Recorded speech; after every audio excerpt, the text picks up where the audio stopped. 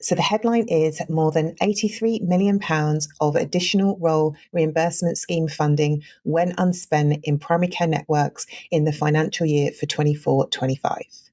So this was reported by Pulse PCN on the 28th of August.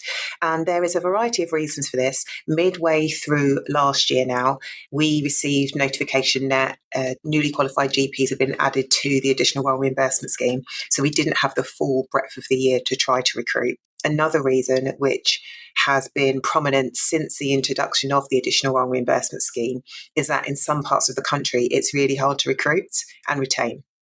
I think another reason is even though primary care networks receive kind of confirmation that the scheme is going to keep going, there is always a bit of hesitation, there's always a bit of uncertainty around, are primary care networks going to be around next year? So some networks hold back because they're frightened of the staffing overhead that they potentially could be left with. NHS England do try to confirm, but down on the ground, there is always this, are we going to be around next year? I don't think this is a reason, but I'm going to share it anyway. But sometimes the reporting isn't always accurate, and the spend in one year doesn't automatically mean that spend is going to carry over into the next year. So the figures are always a bit skewed. So some networks will panic buy at the end of the financial year. So they may spend their network allocation, but it's not truly employing additional roles to embed into the network, embed into practice. It's not that. It's the use of locums and interim services. And that's not bad. I'm not saying that's bad. And that would always be one of my recommendations. If you can organise yourselves early enough, if you cannot recruit permanent members of staff, then look to see if you can bolster your capacity with interim solutions. It's not the solution, but it is one way to try to maximise the funding opportunity to your network and get the support that your patients will need. So this year, for the financial year of 25-26, some changes have been made.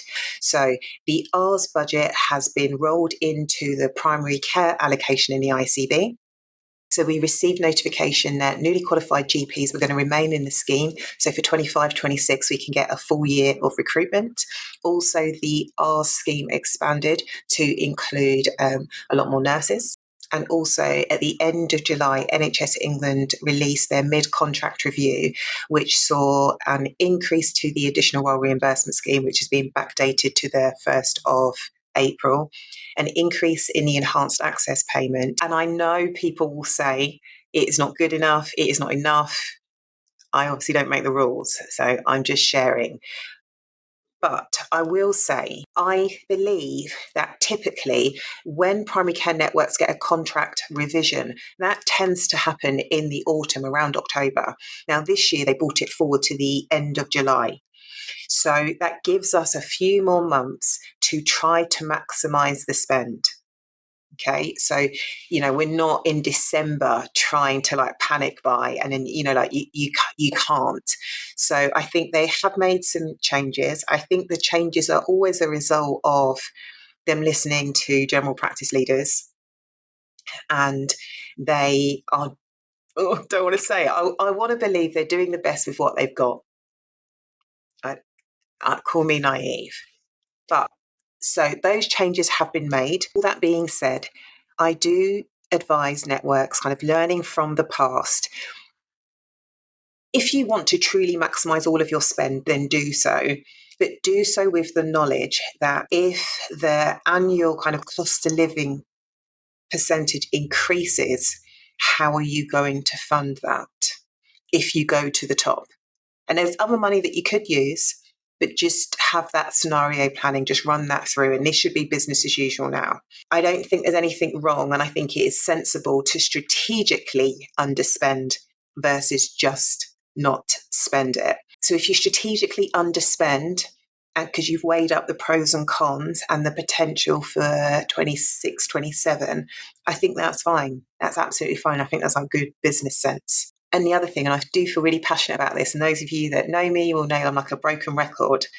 If your network cannot accommodate any more roles or does not want any more roles, that is a strategic underspend, because recruiting roles that aren't truly wanted to maximise a budget, it just doesn't make sense. It's more hassle than it's worth. It really is.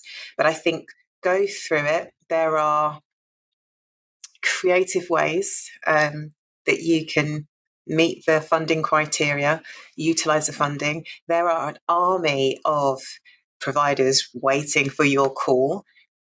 Give them enough time so they can recruit, because they won't just have people sitting around doing nothing, I'm sure.